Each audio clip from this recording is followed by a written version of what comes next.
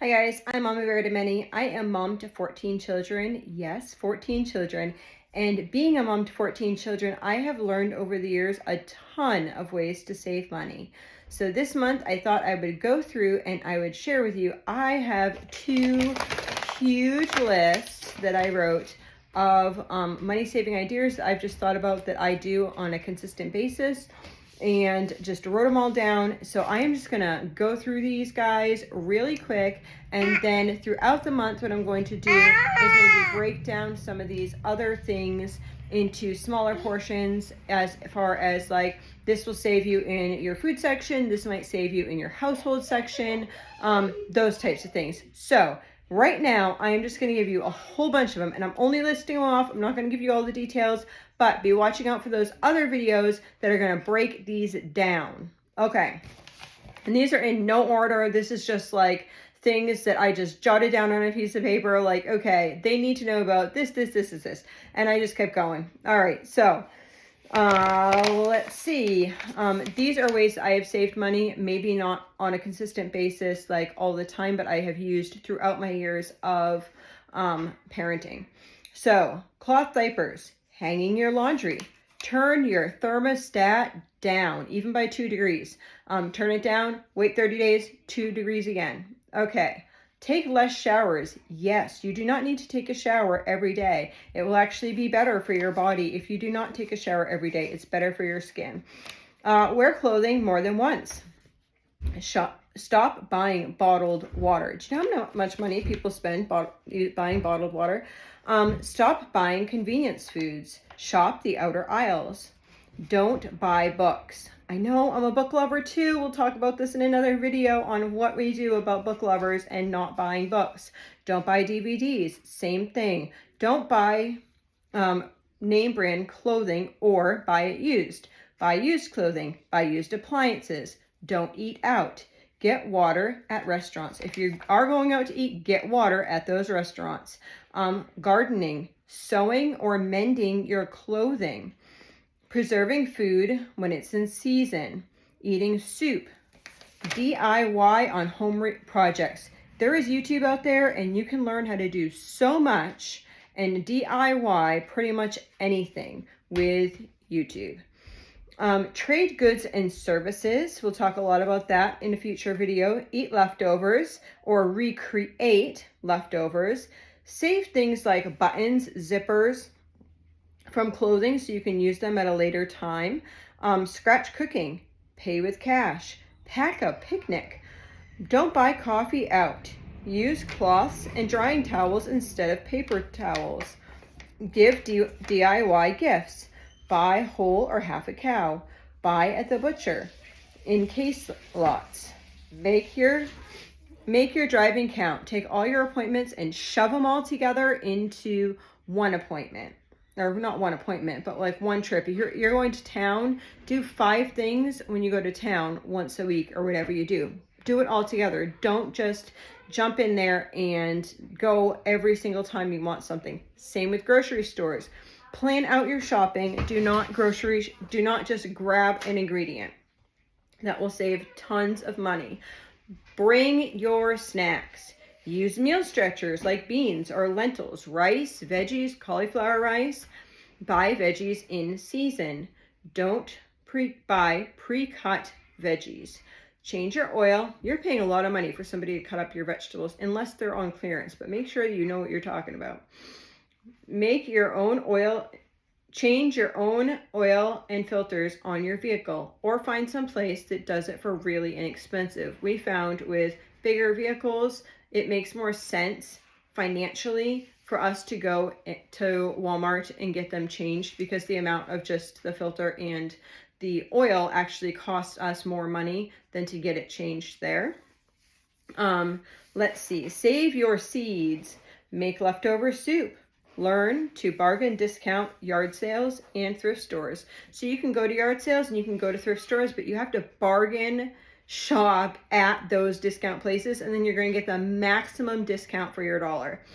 Okay, cut out those streaming services. How many streaming services do you have now? Can you count? Do you even know? We don't need all those. You're not watching all of them at one time. Do one a month if you wanted to. Do this type this month. Do this type this month. A lot of times there's a free promotion for 7 days or for 30 days. Take the free promotion and then flip it over and choose something different. Substitute cheaper meat for higher cost meats. So if you're buying from the grocery store, it might be cheaper for you to buy turkey instead of hamburger.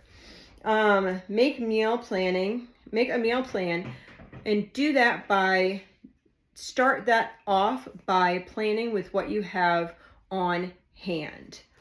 Alrighty, let's see what else we got. Find out where to buy what is the cheapest. So you can even make a log that says, hey, this costs this much at this store. Nowadays, a lot of you guys can get all your stores on the internet and you can see what costs what where. Buy it at the cheapest place, especially if they're right next door to each other. You're not wasting any gas. Some of these places, some of these cities have like massive amounts of grocery stores all squished right together, and you guys can get the cheapest price by doing it.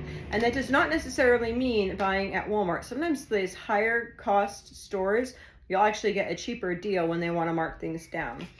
Freeze small portions for later lunches. So if you had a little bit of leftovers, put it in a smaller portion to take to work the next day. Base meals around nutrition and cost. So we're not basing lunches around, ooh, I like this and I like this, or high cost. Just think about lunch meat. How much does lunch meat cost? Like $9, $10, $12 a pound.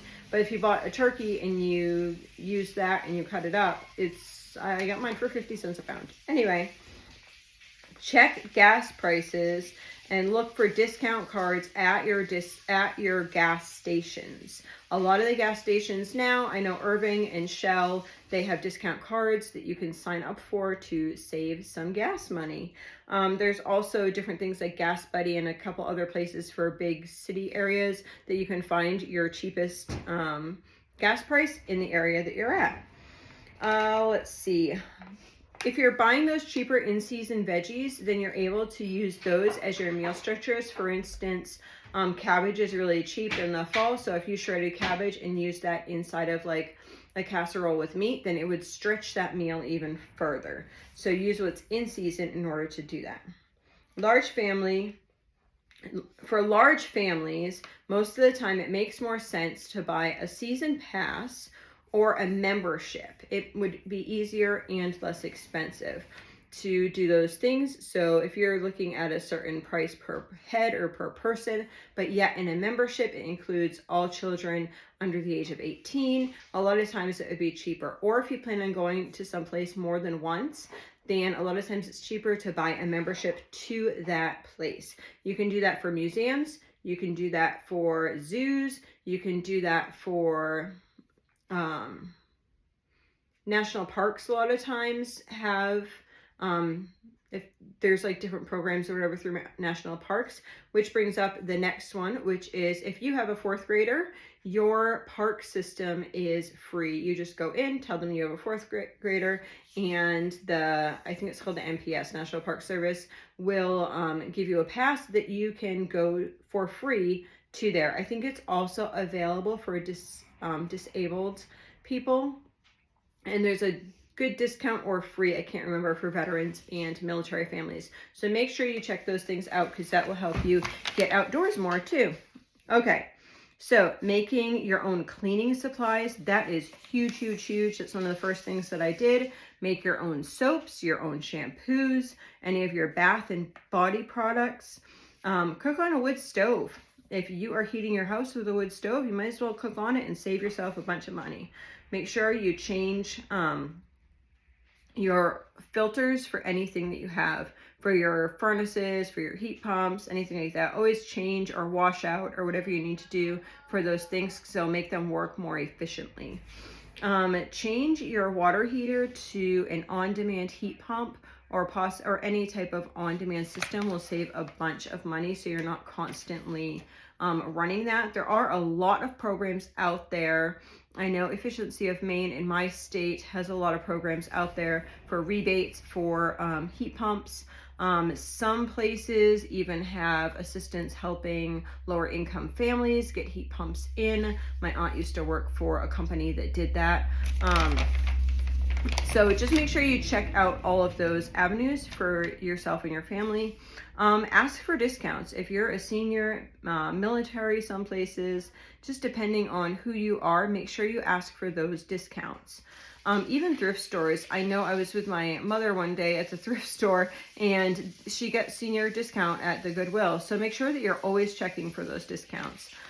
Stop buying those protection plans. This drives me insane, and I feel so sad because a lot of times so many people fall for this. Like when you go to Walmart and you buy a $10 toaster, they're like, hey, do you want to get the protection plan for this? And it only costs $9.99. And a lot of people are like, yeah, like I want to get the protection plan. But most of the time, whatever happens to your toaster and that type of stuff has so many stipulations as far as what they require in order for you to get a refund. It's just beyond ridiculous.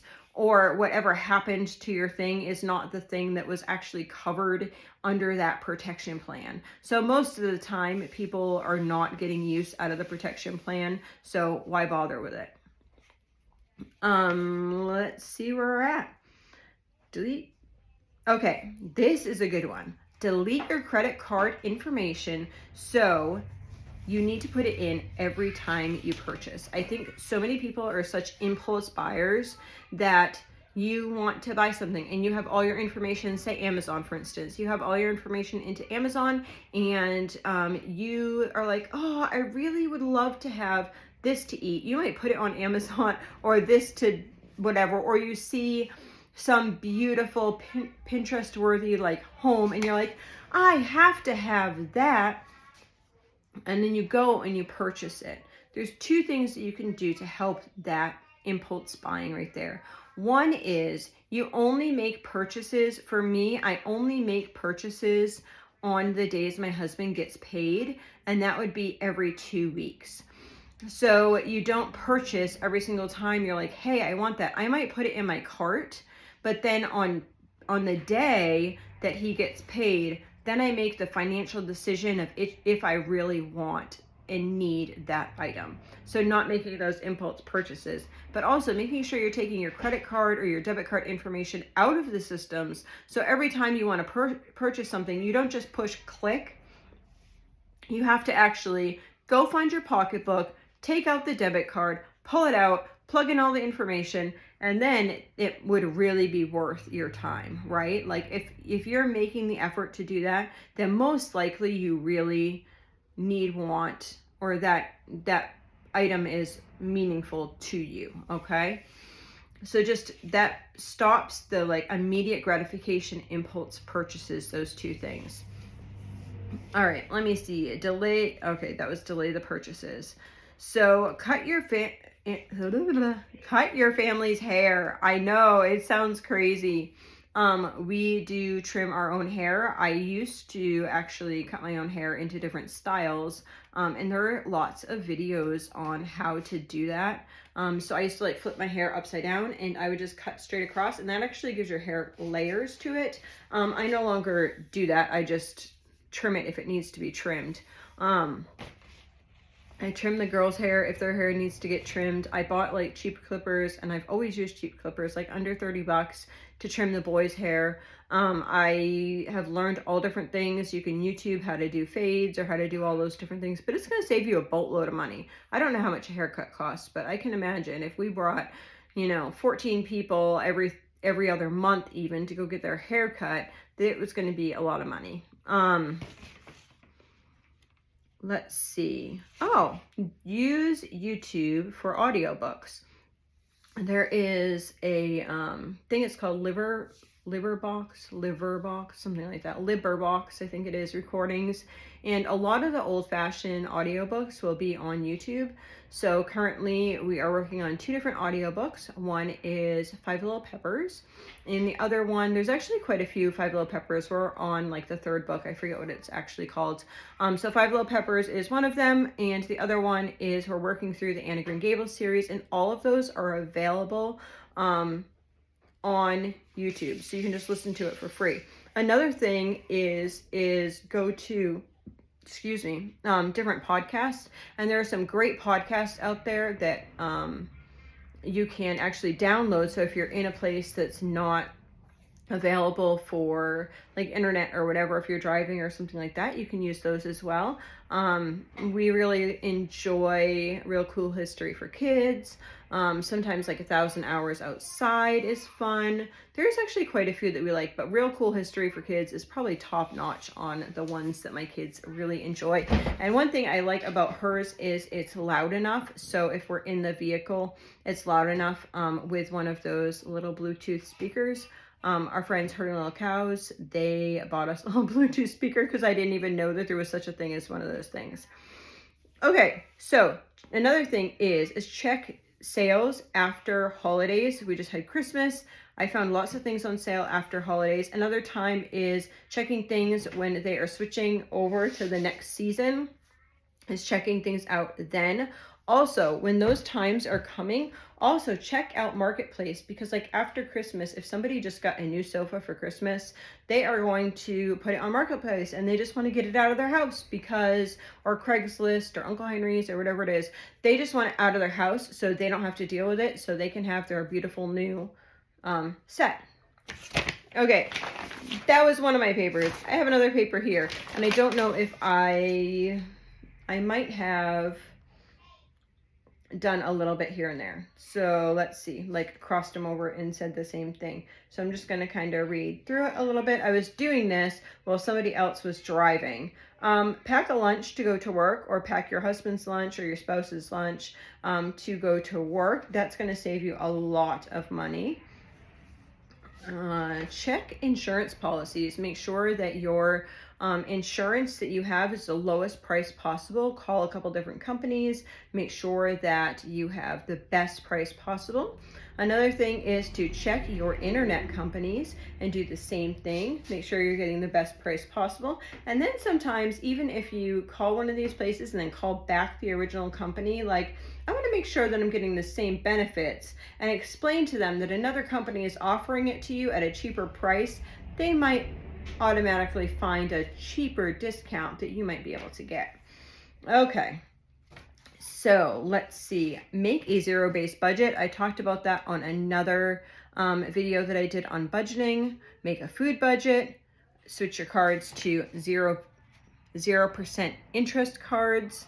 Let's see. Move to a cheaper area. I know that's probably going to be really controversial, but I'm seeing a lot of people that are struggling right now with the cost of living, and they might be in a really high area, which is where we were. We were years ago. We went to go look at a house, and it was going to take like all of my husband's, not all of it, but like we were going to max out my husband's income just to get like a dump.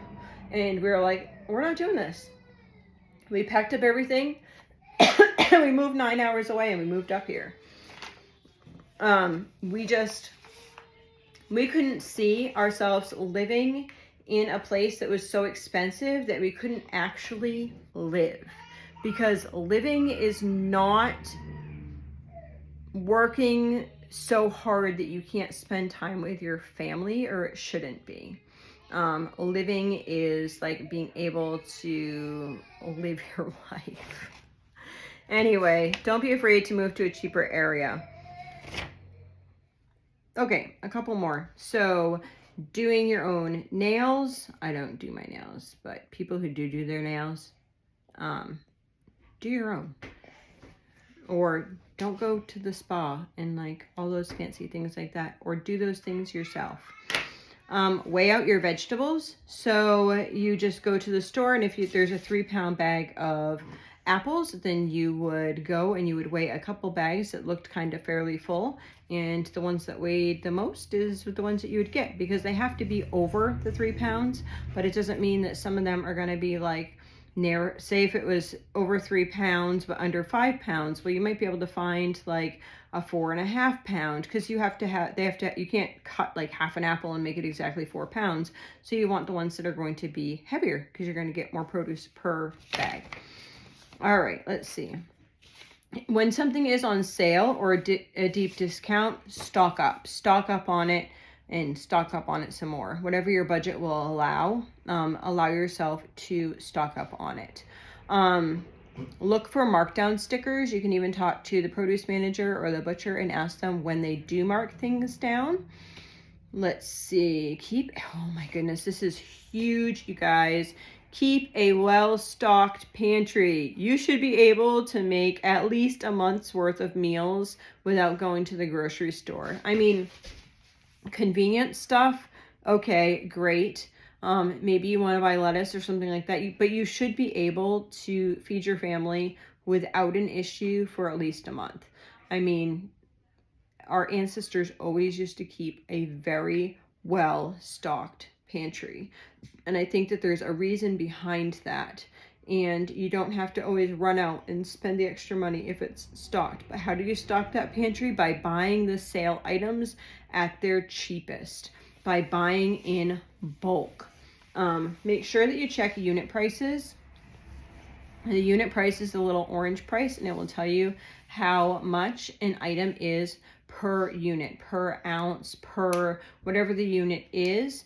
So you're not looking at the prices of the total thing and the total thing being cheaper. You want to see how much it is per unit. So you know if you're getting a good deal, if you're buying the bigger bag, or if you're not getting a good deal. And sometimes you're not getting a good deal if you're buying the bigger bag, but you have to know the unit price. We might go over that later on how to figure out your own unit price if it's not correct or they're marking in two different units.